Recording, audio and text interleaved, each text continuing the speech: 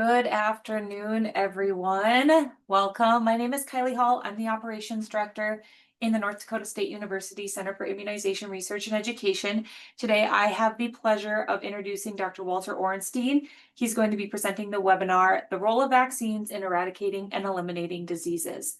Dr. Orenstein is Professor Emeritus in the Emory School of Medicine. He was a former professor of medicine, epidemiology, global health, and pediatrics at Emory University, as well as the Associate Director of the Emory Vaccine Center and Director of the Emory Program on Vaccine Policy and Development. He has formerly served as Deputy Director for Immunization Programs at the Bill and Melinda Gates Foundation, where he focused on polio eradication, measles control, and improving routine immunization programs.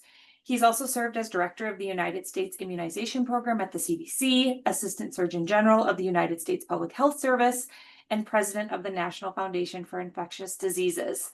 He is the past chair of the World Health Organization Polio Technical Consultative Group and served as the chair of the National Vaccine Advisory Committee.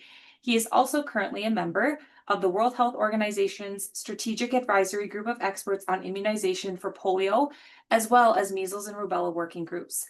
His research focus has been on assessment of vaccine effectiveness in observational studies, methods to overcome vaccine hesitancy, ways to enhance uptake of recommended vaccines, and ways to facilitate polio eradication and sustain that eradication. Dr. Orenstein, you are ready to begin. Thank you very much, and it's a real pleasure to be here. I really appreciate the opportunity to present on vaccines eradicating diseases. In other words, most of the vaccine-preventable diseases are person-to-person spread, and if you break those chains, not only do you protect vaccinees, but you protect the community at large, including persons who can't be vaccinated or make a protective immune response. That I am complying with from and immunization research and efforts, and here just shows you what the disclosures are. I have been a consultant for vaccine manufacturers, CureVac, Securus, Merck, Sanofi, and Moderna, and the financial relationships have been mitigated. Okay, sorry. So my objectives today are to define what eradication and elimination really are and the criteria that makes a disease eligible for elimination or eradication. Describe why disease surveillance, including whether cases are the result of vaccine failure to vaccinate, plays a critical role in disease eradication and elimination, and to try and make the case how investments by high-income countries to support efforts to eradicate or eliminate vaccine-preventable diseases in low-income countries benefit both low and high-income countries. What is the definition of eradication? The definition of eradication is the worldwide absence of a specific disease agent in nature as a result of deliberate control efforts that may be discontinued when the agent is judged no longer to present a significant risk from extrinsic stressors. The only human disease ever eradicated is smallpox. Eradication means zero forever, and it's a gift of the generation that achieves it to every future generation.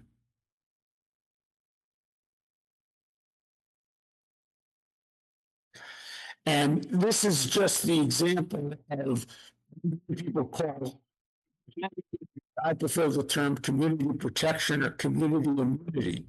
And what it means is when you have a transmitting case, that case can then come in contact with people and infect them and lead to an outbreak. When there's a high levels of immunity in the community through vaccine coverage, what you can see here is the likelihood of a transmitting case coming in contact with a susceptible individual is markedly reduced And you can block transmission without having to get every single person immune. And who are the people protected? There are people who are not eligible for vaccination, who may be susceptible, for example, younger than the routine age. It's people with compromised immune systems who can't make a protective immune response. It's people who have allergies or medical contraindications to a vaccination, and it's people who are vaccinated but who didn't make an immune response. For example, the measles vaccine is extremely effective. 2 doses are 97% effective, but 3% are not protected. How are they protected? They're protected if not exposed. So even people who are vaccinated should advocate with people who are not vaccinated, not only for their own persons, these other persons, children of themselves, but for your own children in case your child is one of the 3%.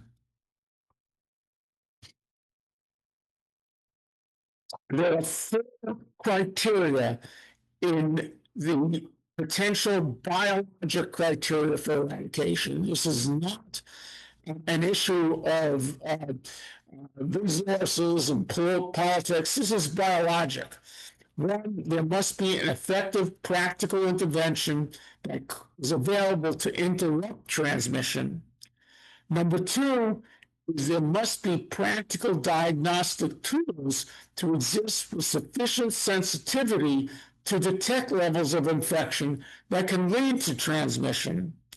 There must be an absence of a non-reservoir for the pathogen agent, and the organism does not amplify in the environment. For example, tetanus has a soil resource.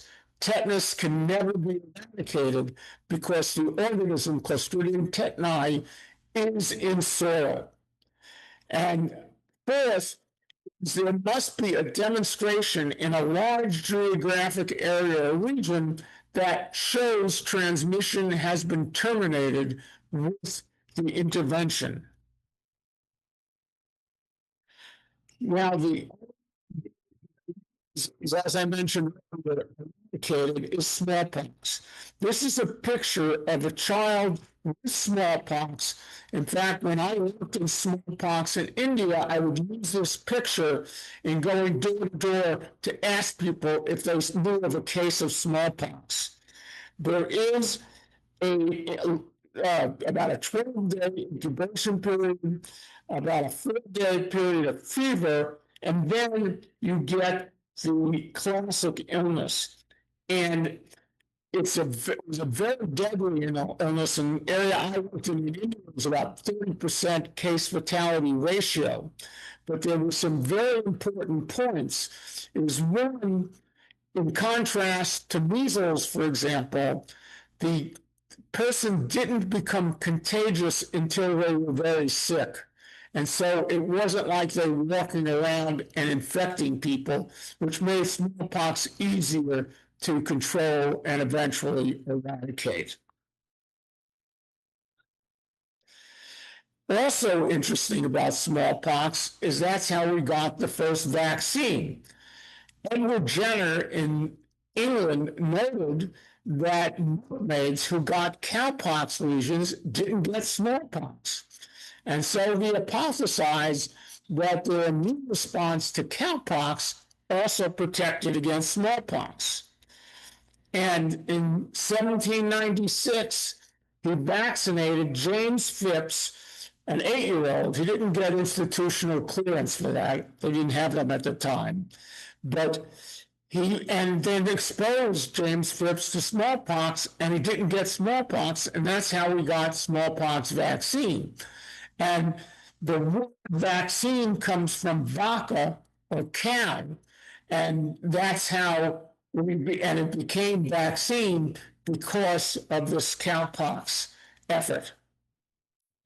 So what happened with smallpox is the original goal was to have mass vaccination.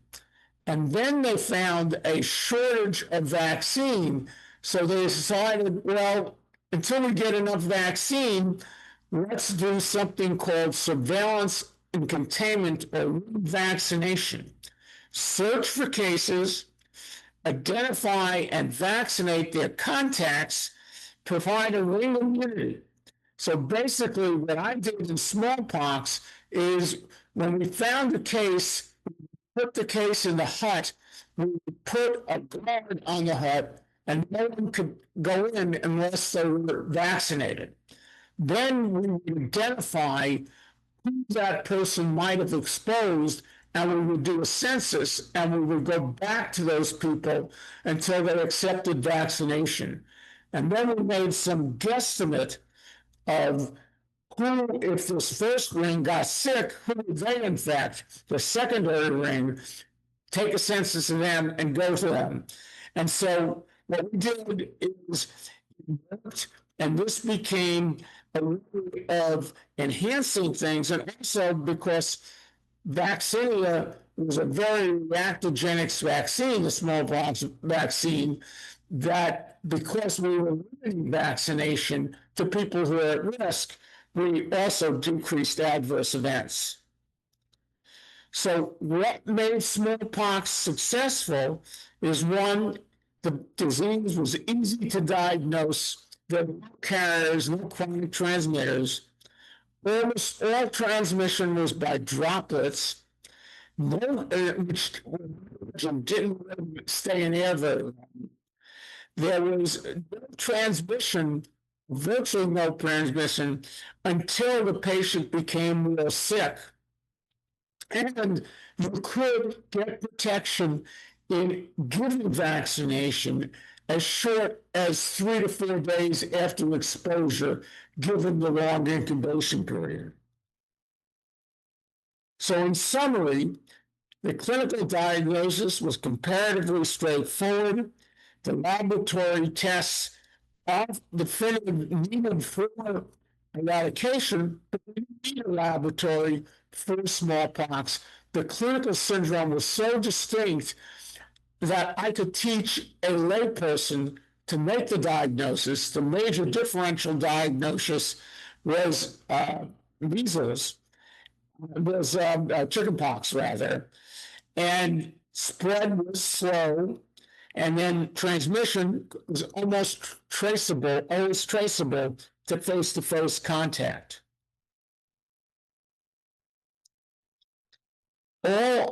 And so the question is, all of the following are practical necessary criteria for the biologic eligibility for eradication, except an effective practical intervention to interrupt transmission, practical diagnostic tools, absence of a non-human reservoir, funding, and political support.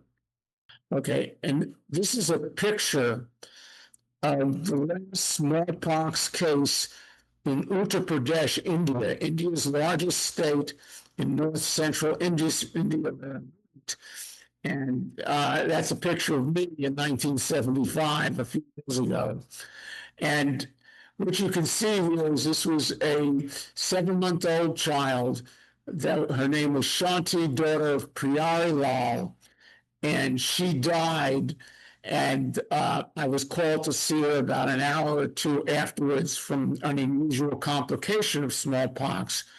She bled into her skin lesions, late hemorrhagic smallpox, but the last case of smallpox in India's largest state. And this is the last case of naturally occurring smallpox in the world. His name was Al-Mahmoud in Burka, Somalia in Africa. And he was not the last case. The last 2 cases were actually in the United Kingdom as a result of the leak, and they were occurring in 1978. So in 1980, smallpox was declared eradicated. And what are the benefits? In 1967, where the enhanced effort began, there were 44 countries that had smallpox cases. 31 were considered endemic. There were 217,000 cases reported, at an estimate that this was marked underreporting, 10 to 15 million, and 1.5 to 2 million deaths. For a total investment of $300 million, the estimated benefits were about $1 billion per year. A tremendous benefit to the world, but also to the U.S. In fact, David Center, who was director of the CDC in the 1960s, showed that there were 14.2 million persons vaccinated during the study period, 8.6 million revaccinations, 5.6 first. There were lots of complications, 238 required hospitalization, 9 died from their vaccine complications, 4 were permanently disabled, and the total costs to the country, including costs of quarantine, were estimated to be $150 million.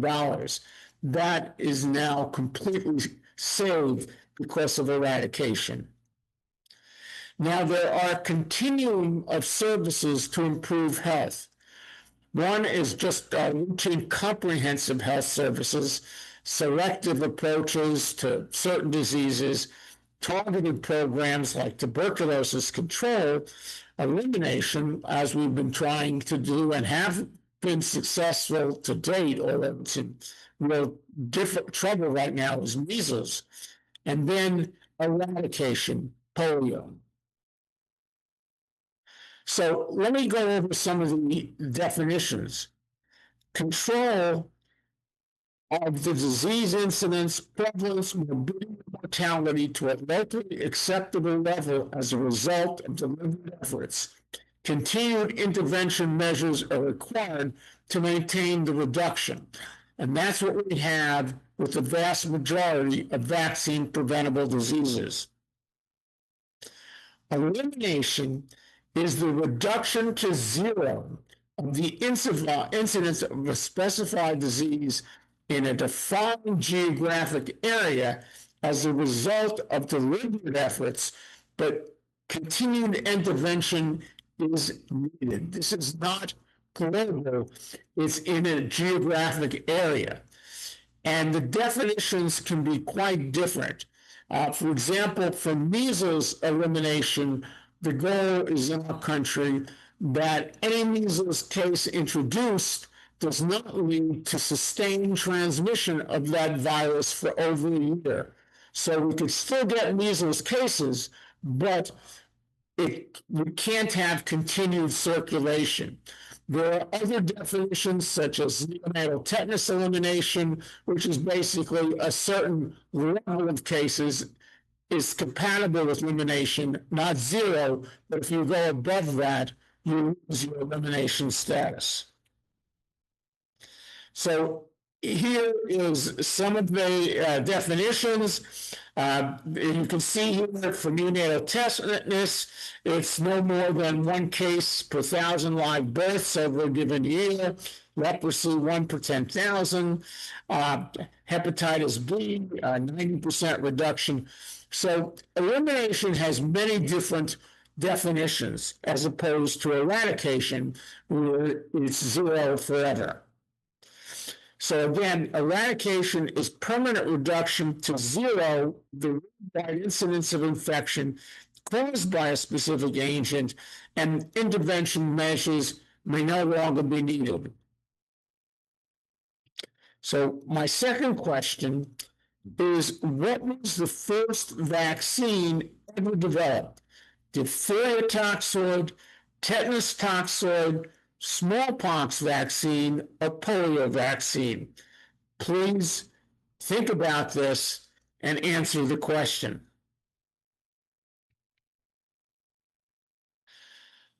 Our most recent biggest effort in eradication is polio. This is what polio looked like in low and middle income countries. The polio virus destroys the anterior horn cells in the spinal cord, and these are the cells in the nerves that basically tell the muscles what to do. If, in fact, you destroy that, it's like cutting the wires to a light bulb. Your muscles can no longer contract. And so they become flaccid, and you have flaccid paralysis and muscular atrophy. If it paralyzes the muscles of respiration when it attacks the nerves in the brain that do that, then it could cause you not to be able to breathe. And that was the common cause of death from polio.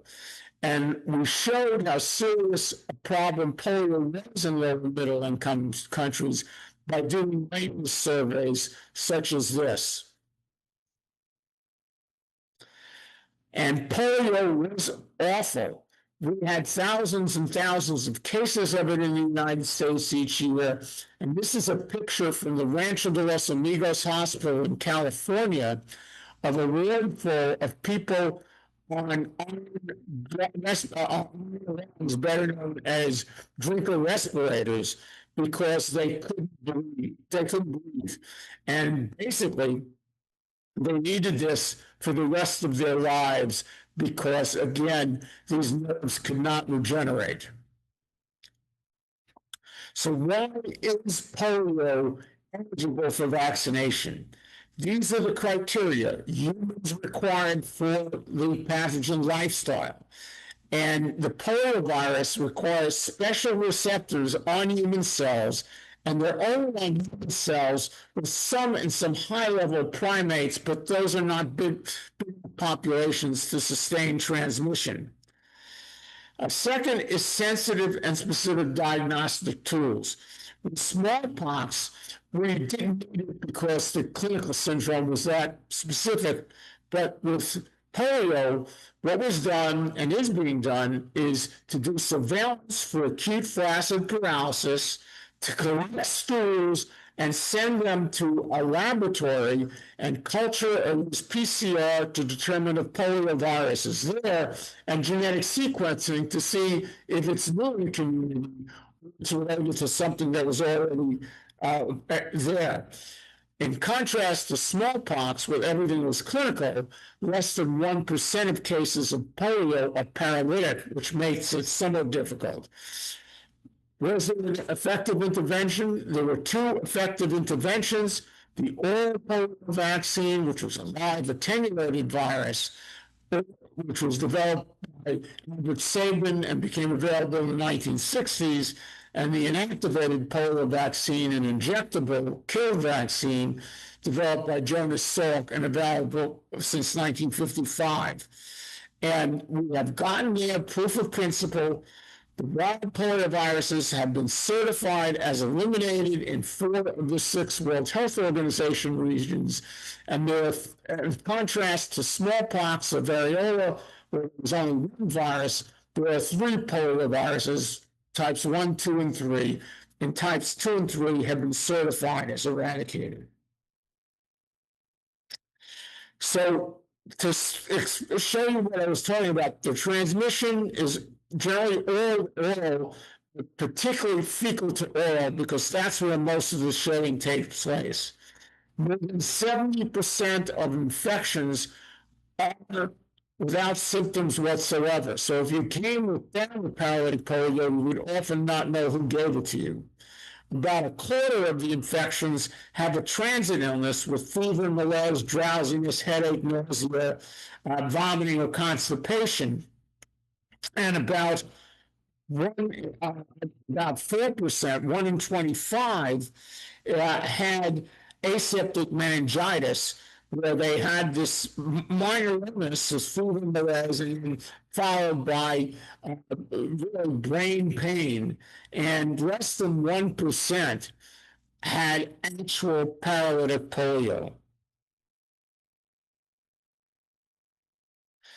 The characteristics are, it was asymmetric as opposed to Guillain-Barré syndrome, and it tended to first start in the central parts of your body and then proceed out.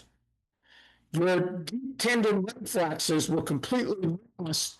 You had the sensory part of it intact, but not the part, and that's why you got paralysis. The most common type was spinal, which is muscle paralysis, particularly of the limbs. Spinal bulbar included limb paralysis and breathing muscles paralysis. And then bulbar was primarily breathing. And then paralysis was usually permanent because you killed the nerves. There could be some recovery of some inflammation, but if you didn't recover by the first 6 months, this was it forever. Now, the basic epidemiology, particularly in low-income countries, infected mostly children 6 to 24 months of age. The overall case fatality ratio is about 5%. It was most infectious immediately before and the 1 to 2 weeks after paralysis. And the problem is the virus was excreted for 3 to 6 weeks in the feces at high titer and 2 weeks in the saliva. The incubation period, generally the first symptoms was 3 to 6 days, and paralysis 7 to 21 days. And the lab diagnosis was very helpful, but the issue is that the gold standard is detection of virus from stool specimens, and that's the collection of stool specimens. This is the progress to date, and this is as of August the 5th. And what you can see here, there's been a 91% reduction in poliovirus cases since 1988 when this began. The only current wild poliovirus still circulating is type 1. Type 2 and type 3 have been eradicated globally.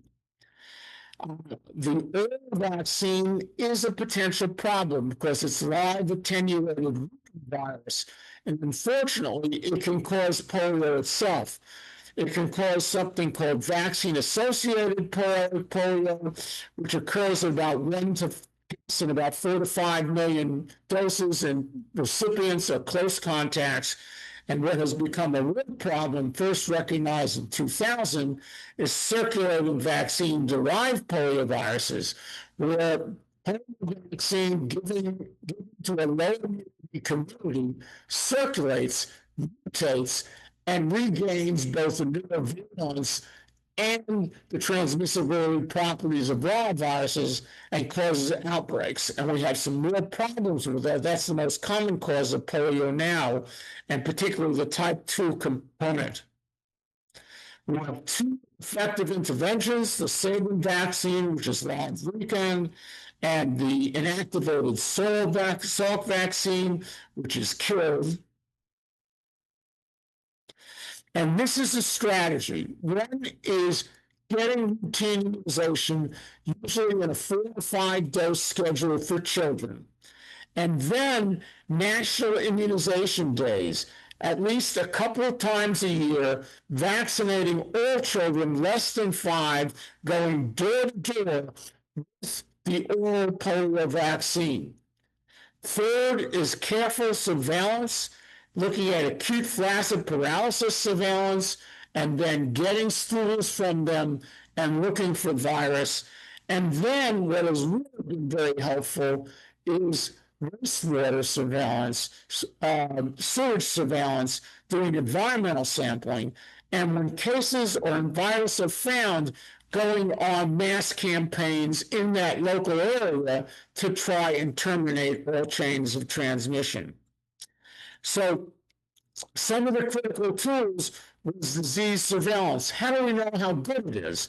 And what was found is if you had an incidence rate of at least 2 per 100,000 non-polio AFP cases among children, that was generally considered you pick up polio cases if it were there.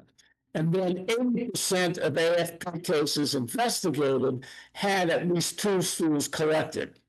Then what became important, as I mentioned, is environmental coverage, and then going over and looking how well people were getting vaccinated, assuring that people were getting vaccinated and that the vaccinators were doing their job. Some of the other things there that were done were ink marking on the kids who got vaccinated and then having independent monitors going and just check how many in an area actually were vaccinated. And this just shows you how far we come. The whole effort really began in the Americas with the Pan American Health Association setting a goal to eradicate polio in the Americas by 1990. The World Health Assembly was so impressed that they established a goal for global eradication by 2000. The last case of wild virus polio in the Americas was in 1991 in Peru. The last outbreak of type 2 virus in the world, wild virus, was in Aligarh, India in 1999, and that's where the picture was of me that I showed you earlier. That was smallpox, not polio. The last out in 1999, the Western Pacific region, including Japan and China, was certified as totally polio-free. 2002, Europe. In 2012, the last case of type 3 in Nigeria, India, in 2014. And then what you can see here is in 2016, there was a decision to take type 2 out of the trivalent type 1, 2, 3 vaccine. Of course, it had been eradicated, and that's become a problem because we now see big problems with circulating vaccine-derived poliovirus, primarily type 2. And what you can see here in 2025 is 99 cases of wild poliovirus, all of them in only 2 countries, Pakistan and Afghanistan, whereas there have been 100 cases of CVTBs in many countries, primarily type 2, 97 of them, and some type 3, and this time, not any type 1, but there had been type 1s. And this just shows you the progress. In 1988, when this began, there were an estimated 350,000 cases of paralytic disease, 125 endemic countries. Again, in 2025, 99 wild poliovirus cases, and 25 in Afghanistan, 76 in Pakistan. Those are the only endemic countries. And this just shows you in another way. Here's Pakistan and Afghanistan showing the time what has happened with them. And this is from non-polio sources. And you can see here, and this is from other countries around the world that were not endemic. So this is the big area that it's isolated in. And this just shows you the red dots wild poliovirus, and this is in the last year, and you can see they're all in Pakistan and Afghanistan, but what you're seeing in the green dots is type 2 circulating vaccine-derived poliovirus, and in fact, we had a circulating vaccine-derived poliovirus type 2 in New York State in 2022. So it's clearly of interest to finally get rid of all the polio. And another thing that became very useful is, as I mentioned, environmental surveillance, wastewater or sewage surveillance. And you can see here in Pakistan that these are the cases of actual paralytic polio, but we could, by looking at wastewater surveillance, you could detect all these other cases. So while you might think polio is gone, this shows it's not, and it's become a very important tool. So type 2, again, was certified as eradicated in 2015, type 3 in 2019. And so which polioviruses have not been eradicated? Type 1, type 2, type 3, types 1 and 2, or types 2 and 3. So what about measles? Measles is a indicator disease for immunization programs. It's highly contagious. It's most infectious of the vaccine-preventable diseases. When there is a differential diagnosis, it's clinically distinctive in that it's a rash illness with fever as opposed to, for example, influenza or COVID. Virtually all cases are clinically compared as opposed to polio, where virtually hardly any of the cases are clinical impairment. There are good diagnostic tests. It's episodic in nature, and it does have substantial complications, including hospitalizations and deaths. The first measles vaccines in the United States were licensed in 1963, and John F. Kennedy, the uncle of RFK Jr., established our immunization program in 1962 with him signing the Vaccination Assistance Act. And so one of the things that was said is, why don't we try and eradicate measles? And there were 4 criteria: routine immunization of infants, immunization on school entry, surveillance, and epidemic control. And what they found is a greater than 90% reduction in cases by 1968, as opposed to millions in the pre-vaccine era. There was improved reporting. There was probably a massive reduction in 90%. And the funding was switched to rubella because there were real concerns. Rubella was a major cause of adverse events. And what you can see here is this is when the program began. Lots of dollars were put in the dashed lines. Dollars up, cases down. Cases down, dollars got suspended. They didn't use the dollars. Cases came up because coverage went up. People were born each year and they didn't have immune. Led to more funding.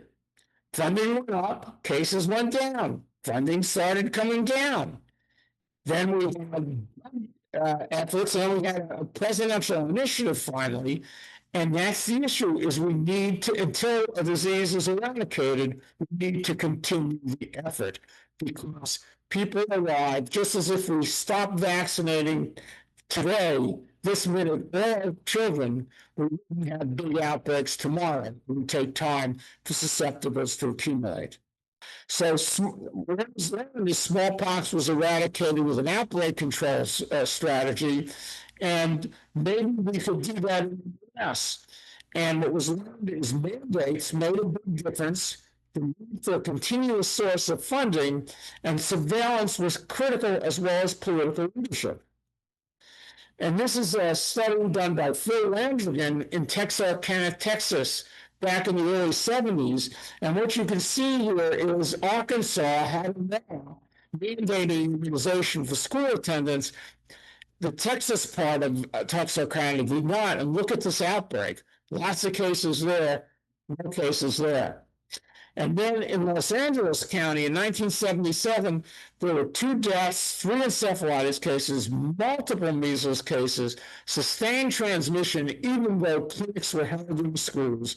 And Shirley Fannin, who was a director of acute communicable diseases in Los Angeles County, said, I'm going to throw your children out of school if they're not vaccinated by a certain date. And lo and behold, by the 2 months where she had clinics in the school and everything, there were about 50,000 kids who didn't have evidence of measles immunity, and she excluded 50,000 kids out of school. Many of them turned out to be vaccinated, just hadn't let the evidence in. But this became the standard way of controlling outbreaks, and it didn't take long to recognize we should be in the business of preventing outbreaks, not controlling them. And this just is an example of the effectiveness of mandates. 6 states that enacted the mandates eventually, and others, and the incidence of measles didn't really go down in these states, but went way down in those states. And that led to a presidential initiative to enact and enforce school mandates. It led to another presidential initiative later to eliminate financing barriers, the Vaccines for Children program, and it led to the National Immunization Survey to measure coverage in a standard way. And this got adapted in the Clinton presidential initiative, And the state that was at the lowest level in the first National Immunization Survey was Michigan. The health office there used that to get lots of money from the state legislature since they were at the bottom and played a big role. So the lessons learned were strong scientific base, measurable goals, compare and contrast good performers, develop key partnerships to build the political base, and focus not only on vertical, but build the whole system. There are global goals to eradicate which of the following diseases: measles, polio, or tetanus. So to end, there are critical issues in immunization program success. Understanding the epidemiology of the disease to be prevented, who transmitters, who is most seriously affected, should a universal immunization program be implemented in the first one, or targeted to more selective groups. Knowing the effectiveness and safety in populations for whom vaccine is recommended, having a surveillance system in place to determine if cases are the result of vaccine failure or failure to vaccinate. If vaccine failure, what is the reason? Problems with the cold chain, waning immunity, subpopulations with poor response, and take action based on what was needed, such as booster doses. If failure to vaccinate, then what is the problem? Is it hesitancy? Is it problems with access, such as financial barriers? Or is it people, the National Immunization Technical Advisory Group, the ACIP in our case, didn't recommend be vaccinated? Have an ongoing monitor in place to continue to answer the questions, measure vaccine effectiveness in observational studies when randomized studies are not ethical. Vaccine safety evaluation, look for rare adverse events, determine if they are causal characteristics. Is there persons you can identify and make vaccine a contraindication for them? If not, is the risk of the vaccine greater than the risk of the benefits? Greater than the benefits outweigh the risk, and have a strong communication system to deliver the right messages by the right messengers through the right communications channels by key groups, public health and healthcare providers, media, the general public, and more. So eradication is global extinction of disease. Elimination is stopping the spread within a defined geographic area. Surveillance is critical to help track progress, because our goal isn't immunization, it's getting rid of the disease, identify outbreaks and the reasons for it. And global collaboration benefits everyone. If we were able to eliminate measles everywhere, we'd be having the resurgence we're having now. Thank you. Dr. Orenstein, that was wonderful. Thank you so much for that awesome and wonderful presentation. Okay, so some questions for you, Dr. Orenstein. I have one for you, maybe to get us started. Sure. So you played a pretty significant role in the eradication of smallpox. Can you just tell us, maybe what sticks out in your mind about some of your efforts in India and elsewhere? Can you just reflect on your role and what sticks out about that time period? Yeah, what is really important is to get the political will and support. Sir Quadros, who was director of the immunization program in the Pan American Health Organization for many years, used to say the P in public health is politics. And it's really important to get that support. So in India, working with groups such as the pediatricians was very important to build confidence in what we were doing. And it was very, very helpful to bring in and develop coalitions of partners who were respected in the community, because there was always distrust and trying to counter that. And that was my first effort to deal with vaccine hesitancy, because smallpox vaccine was extremely reactogenic, very unpleasant vaccine. And what I used to do when I'd been vaccinated is, when we found a case in the village, we would gather the village around and I would vaccinate myself. First time I got a whopping reaction with lymphangitis and lymphadenitis, but after that, nothing.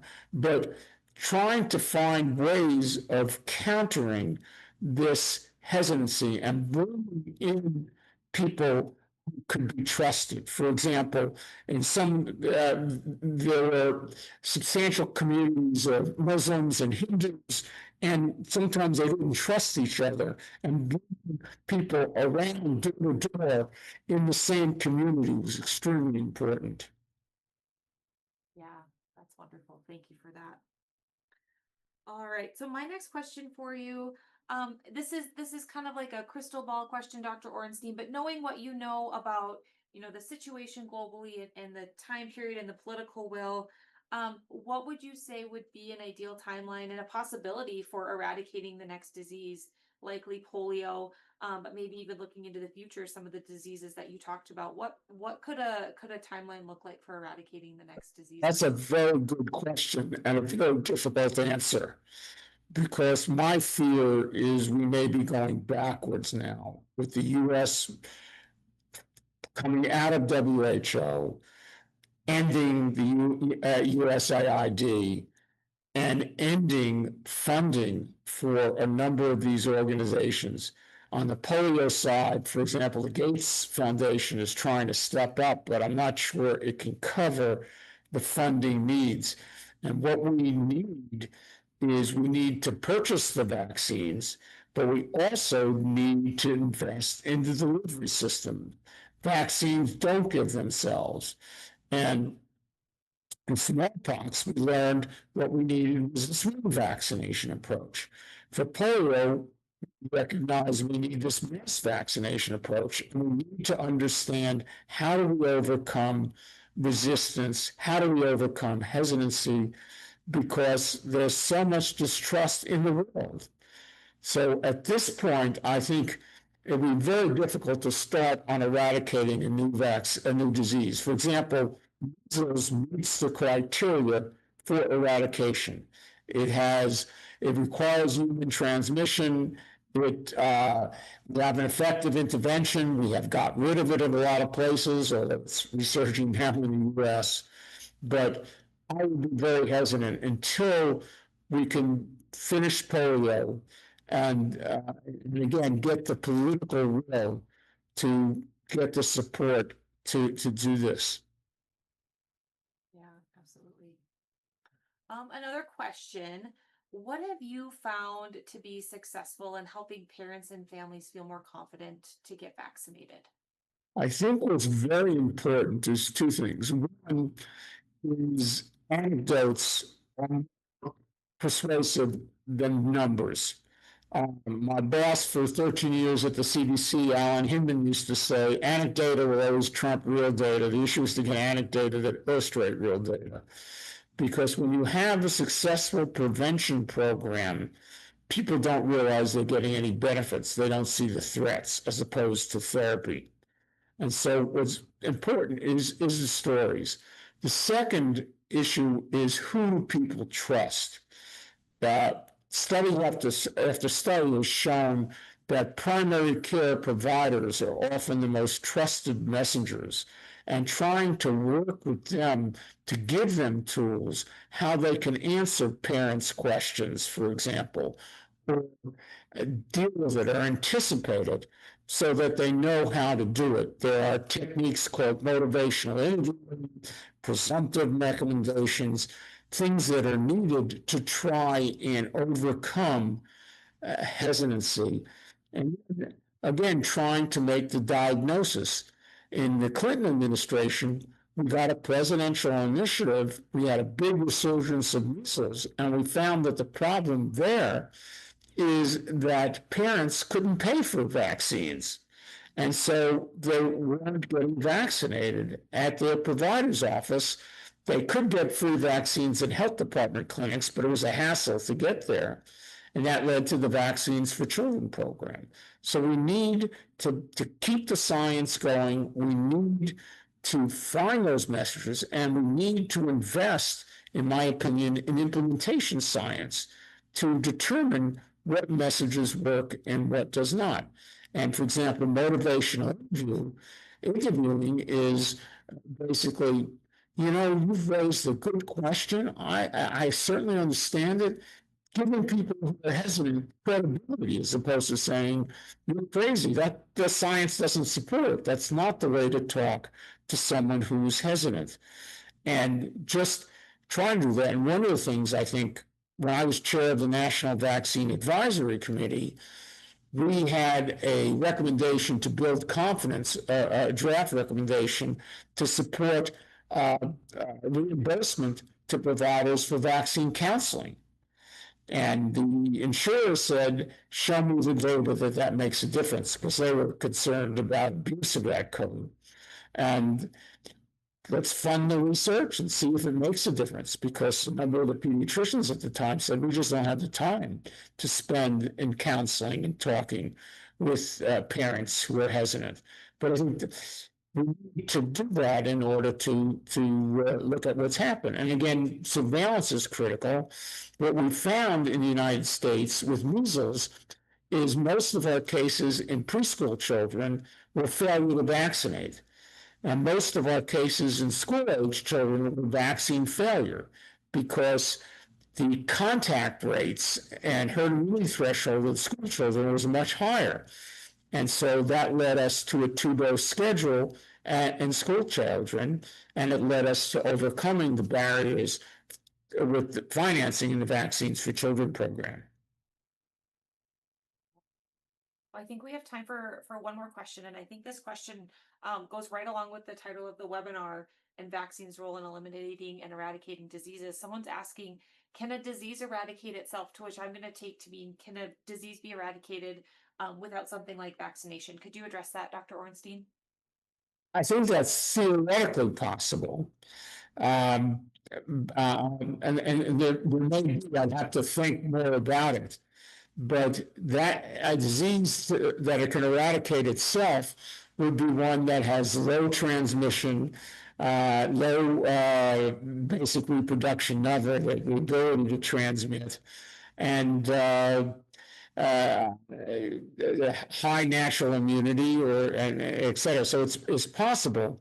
But the beauty of vaccines is that with most of the vaccines, 1 or 2 or a few doses give you lifetime protection. And so it's a lot easier than having to let's say, take a drug every day or something like that.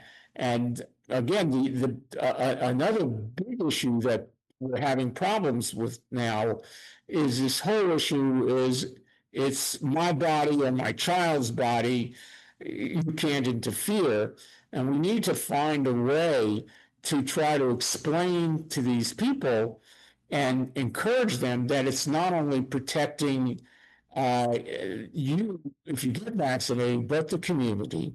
And even if your child was vaccinated, there's a small percentage who might be protected. If your child is in that, then that child can be protected if they're not exposed, and that's when we have high levels of immunity in the community. But we need to find a way of that works. That's my guess. I don't know. I'm not aware that that's been tested yet. Wonderful. Well, I want to say thank you again to Dr. Orenstein for joining us today and giving us a wonderful presentation. I learned a lot about this topic, and I hope everyone found it really insightful. Dr. Orenstein, thank you, and Thank you very much. rest of your day. Thank you too. Thank you.